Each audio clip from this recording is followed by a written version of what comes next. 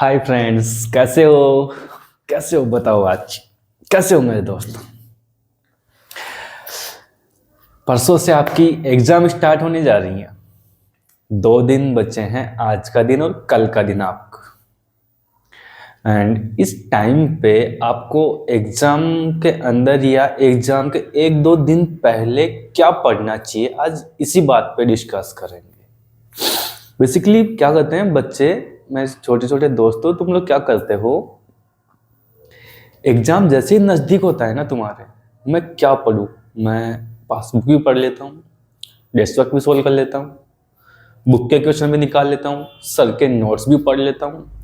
और इन चीज़ों में चारों तरफ से ये पढ़ता हूँ, वो पढ़ता हूँ, ये कर लेता हूँ, वो कर लेता हूँ। इन सब में अपने टाइम को पूरी तरह से इन्वेस्ट करता है और पढ़ कुछ ही नहीं पाता हूँ। तो बेसिकली मेरा सजेशन यही रहेगा आपके लिए कि आप इन एग्जाम के 1-2 दिन पहले या फिर जो छुट्टियां आती हैं आपके एग्जाम्स के अंदर, उसमें आप सबसे पहले अपने टीचर के नोट्स को पढ़िए।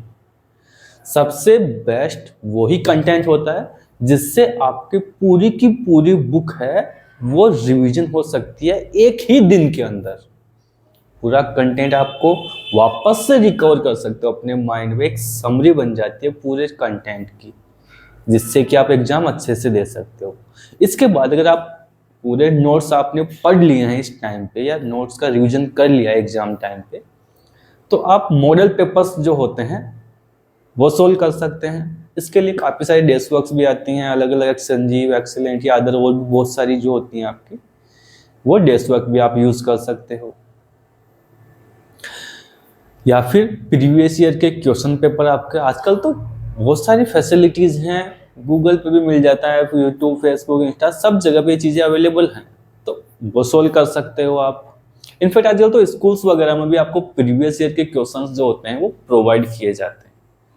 तो आप सब जब भी टीचर के नोट्स आपके कंप्लीट हो जाते हैं, तो उसके बाद आप क्या कीजिए, प्रीवियस ईयर के जो क्वेश्चन है ना उनको सोल्व कर लीजिए। उससे आपको एक बड़ा मोटा मोटा क्या हो जाता है, गाइडेंस मिल जाती है कि मुझे कैसा पेपर फेस करने को मिलेगा एग्जाम में और मुझे कैसे उसका जवाब देना है। तो अदर चीज़ों के बजाय कि मैं सारा कंटेंट पढ़ लूँ, बुक भी पढ़ लूँ, नोट्स भी पढ़ लूँ, अदर इंपॉर्टेंट क्वेश्चन है वो भी पढ़ लूँ, ऐसा नहीं हो पाता।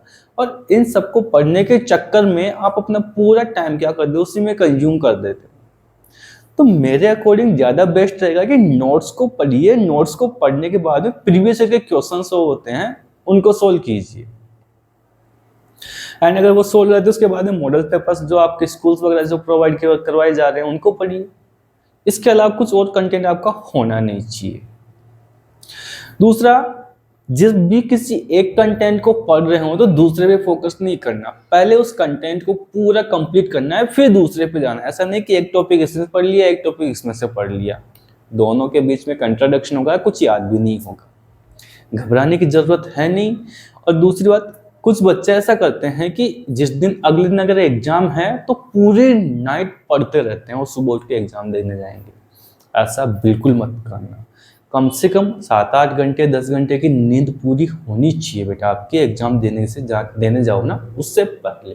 उससे क्या होता है, माइंड पूरा रिलैक्स फील करता है, और रिलैक्स फील करता है तो आपको पढ़ा गया आपका जो कंटेंट है ना वो पूरा आपको एनर्जी के साथ में आप उसको यूज कर पाते हो। अब माइंड के पास ग्लूकोज तो बचा ही नहीं और आप चले गए एग्जाम देने के लिए, तो वहां पे आप फ्रस्ट्रेशन के अलावा या टेंशन के अलावा कुछ भी नहीं कर पाएंगे और पेपर ऑटोमेटिकली आपका बिगड़ जाएगा।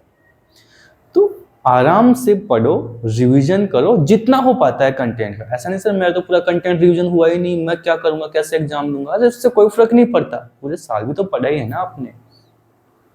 जितना कंटेंट रिवीजन कर रहे हो आराम से करो, और रात को टाइम से 10 से 11 के बीच में सोना, और फिर सुबह उठ के आराम से 6-7 बजे उठो और एग्जाम देने जाओ बस।